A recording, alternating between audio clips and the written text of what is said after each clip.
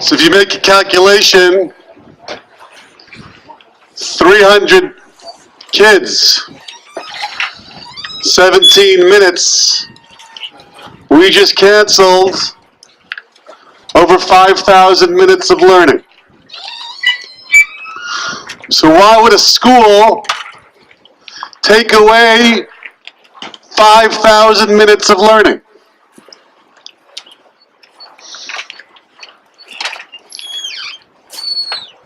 And I want to try to give you a little context to that.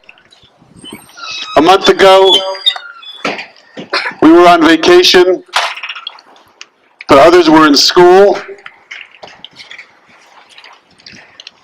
And we turned on the news and learned about the fact that 17 people lost their lives.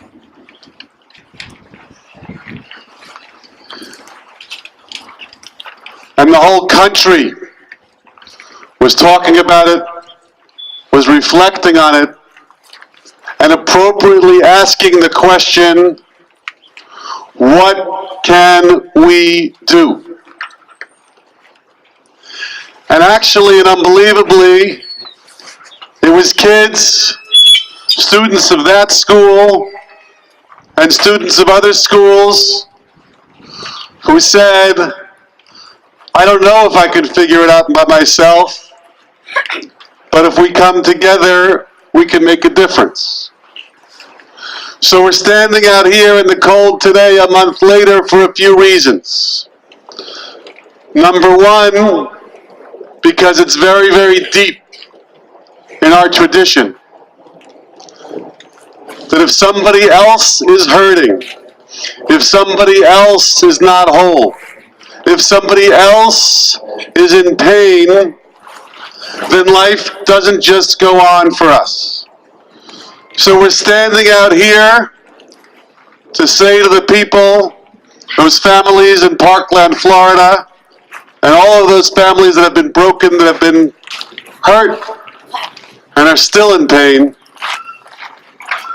that it doesn't matter that we're 1,000 miles away, but we're connected to you, and your pain means something to us. And we're standing out here, and we just spent a half hour learning about the fact that there are real issues in this country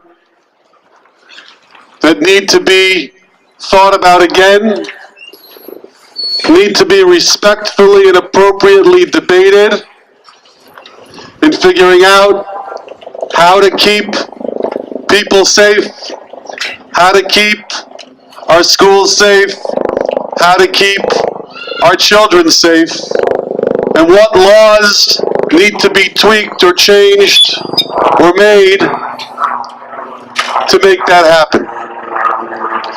And we're standing out here symbolically to remind ourselves that actually we make a difference. And if you can imagine 300 kids standing here, and 300 kids standing somewhere else, and 300 schools with 300 kids standing out, making a statement and saying that we care, so we're reminding ourselves that actually what we do and what we say makes a difference. So we're going to take 17 minutes today to show our respects to those lives that were lost, and to make a commitment to ourselves to remember that when somebody else is in pain, we're in pain, and to remind ourselves that we can make a difference. We asked some of the members of our security team, including members of the New York City Police Department, to be out here because the other thing that we can do is say thank you. Thank you for protecting us every day. Thank you for standing out in the cold for a lot of hours every day. Thank you for caring about us. Thank you for taking care of us. And thank you for making a difference with the work that you do.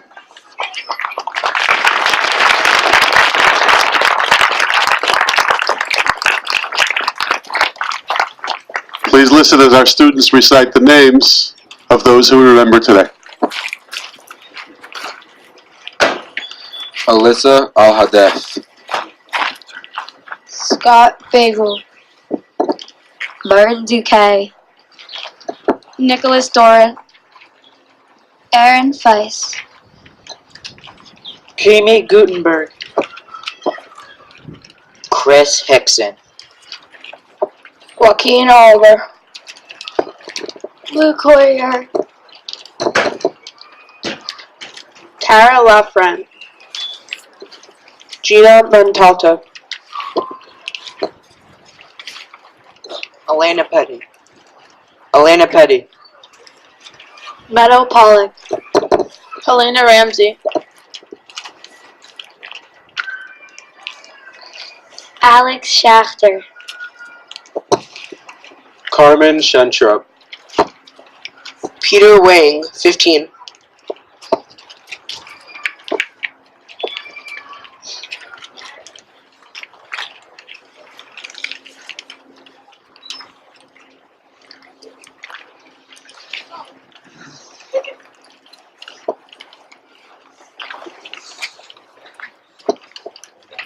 We are standing here today to commemorate the 17 students that were murdered in Florida. In the Torah, we have many examples of the ultimate true kindness, chesed shalamet, kavod lamet. I would like to focus on one, Yosef to his father, Yaakov. The Pasuk says, as Yaakov is on his deathbed, Ve'krivu yimei Yisrael lamut ve'kra livno liYosef, ve'omer lo, im na matzati chen be'enecha, sim na yadcha tachat yerichi, ve'asita imadi chesed ve'emet, al na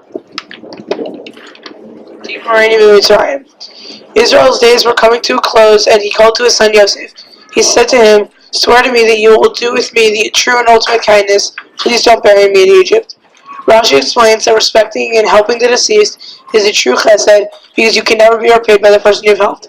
Another way to help the deceased, besides granting them their final wish,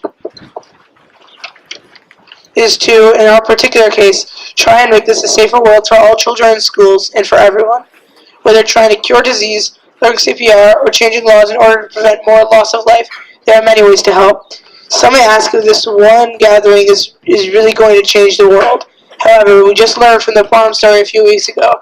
כי אם החריש התחרישי בעת הזאת רווח והצבא יעמוד ליהודים ממקום אחר ואת ובית אביך תובנו ומי יודע אם לעת כזאת הגעת למלכות.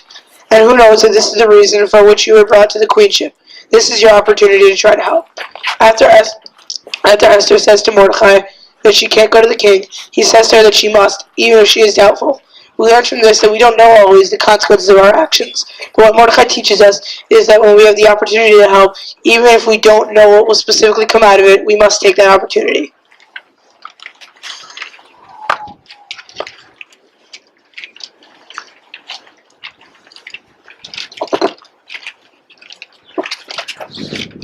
I am just an 8th grade girl. My output doesn't count. My voice won't amount to voices of those who stand taller, look older, hearts colder than mine. I try to accept that. Stand back, let the grown-ups talk, but something is telling my feet to walk faster and faster until I reach the field, until I could breathe and hearts are mended and healed. We stand as one, differences aside. We stay silent, we speak, we hold hands, we cry. We do what we can, and we think it doesn't change a thing. Cell phones ring, 17 gone. All we could do is pray and be strong.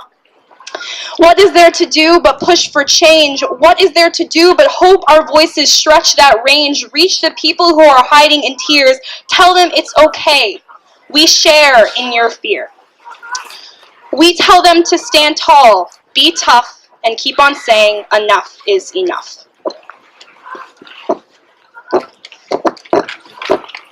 There's one person that you would ask me to think of who understands that you can't be silent when someone else is hurting, and who understands that sometimes you have to raise your voice and speak the truth to power, who understands that if there's somebody somewhere in the world who doesn't have a voice, that we have to lend it to them. It's a person who's a rabbi in this community and who's been the Rebbe to so many on this important theme. So it's an honor every day to have Rab Avi Weiss as part of our community, and it's an honor to have him address us as we learn from him about what all this means.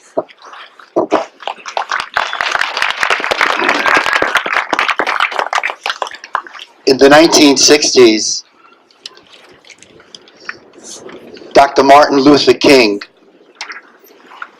a preacher, a pastor, was leading demonstrations for the freedom and equality of his black brothers and sisters. And he was asked, "But you're a religious man. You're a person who leads your congregation in prayer. What does prayer have to do with marching for equality?" And Chevra, Dr. King didn't flinch for a moment. And he said these few words, which I hope you'll always remember. He said, "When I march for equality, I was praying with my feet. I was praying with my feet."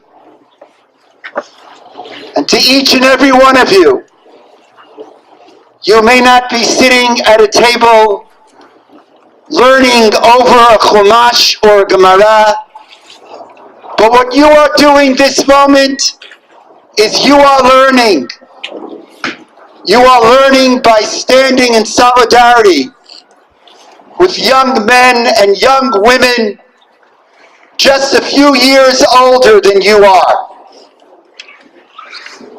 And from the depths of my heart and soul, I want you to hear me well. Let no one here ever think that gathering at your age doesn't make a difference. The Navi Yeshayahu says that in the time of Gula, in the time of redemption, the Nar Nohegotam, the battle and the struggle will be led by young people, by you and you, not me. The Nar Nohegotam. You are young in the spring of your lives. You're young, full of truth, with the ability to speak truth to power. That's why it was young America that led the civil rights movement. It was Jews your age who called for the freedom of our brothers and sisters in the former Soviet Union. And it's young women and young men just a few years older than you who in the Israeli army defend Am Yisrael in Medinat Yisrael, Jews around the world, and people living in democracies. Now hear me well. You play a central role. You play a central role. You are that voice. And as Israel can learn from America, America can learn from Israel. I have the zechut of being a military grandfather, with grandsons who have served and serve, and a granddaughter who will soon serve in the Israeli army. One of my grandsons, Gilad, was in an elite unit called Egos, and he was the magist. He carried the biggest gun you can carry in the army. He now has turned 21. And this young man who carried the magist, who's now left the army, thank God, safely, felt he had to pick up a pistol. And the law of the land of Israel is the following: no person, no civilian can acquire a gun until they're 21. And the only gun a civilian can carry is a pistol. No AK-47s. No machine guns. And I want to encourage you that as you stand up as activists and learn the facts, don't be afraid to speak your mind. There's a lot of America who think the Second Amendment is AK-47s. I stand before you and tell you it's your voice that can say you can believe in the Second Amendment, but no civilian needs something more than a pistol. America can learn from Israel, and you can make the difference. We heard the names of those who were brutally murdered, but for every name, let's remember their families. And so I'm going to call out the names, but after every name, I'd like everyone here to join me and call out, we stand, or let's say these words: we mourn, we mourn, we cry, we mourn with your family. We mourn with your family. Alyssa Al-Hadef. We mourn with your family. Scott Beigel. We mourn with your family. Martin Duke Aguiano. We mourn with your family. Nicholas Dworet. We mourn with your family. Aaron Fies. We mourn with your family. Jamie Gutenberg. We mourn with your family. Christopher Hickson. We mourn with your family. Luke Hoyer. We mourn with your family. Kara Logren. We mourn with your family. Gina Montalto. We mourn with your family. Joachim Oliver. We mourn with your family. Elena Petty. We mourn with your family. Meadow Pollock. We mourn with your family. Helena Ramsey. We mourn with your family. Alexander Schachter. We mourn with your family. Carmen Schentrup. We mourn with your family. Peter Wang. We mourn with your family. And let's, for 17 seconds, in absolute silence, but with prayer coming from our hearts and souls, let's stand in solidarity for the 17 who were brutally murdered.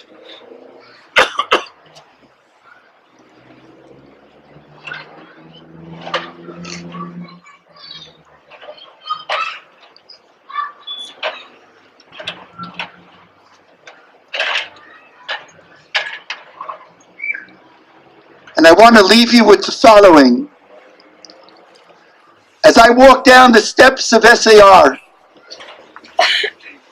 where our children went to school, and our Ilana became a teacher here, I was so overwhelmed by each and every one of you. From the deepest part of my soul, I know you don't want to hear this, but I want to say to you and to your great leader, Rabbi Krauss, thank you, thank you, thank you for being the Kadesh Shem Shamayim B'Farhesia, for sanctifying God's name. And I want to bless you. Always remember, V'nar nohegotam. Don't for a moment imagine that because you're in your teen years or just before your teen years, you don't make a difference. You make the whole difference. You can lead the movement, and you can turn the darkness into light. I bless you, that God be with you. Never be silent. Never be silent. Always speak out loudly and clearly. Kol ha'olam kulo geshet sar me'o. Join me. Geshet sar. Everyone. Geshet Kol ha'olam kulo geshet sar me'od. Geshet sar me'od. Let this message go to the parents who've had this loss. It's incomprehensible. The whole world is a narrow bridge. Don't be afraid. Let's move on. V'ha'ika, v'ha'ika, lo lefached, lo lefached kvar. V'ha'ika, v'ha'ika, lo lefached klar. And for them in a language they can all understand. The whole world is a very narrow bridge. Join me. A very narrow bridge.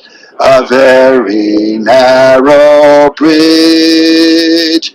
But the main thing to recall is to have no fear at all. V'ha'ika, v'ha'ika, lo lefached.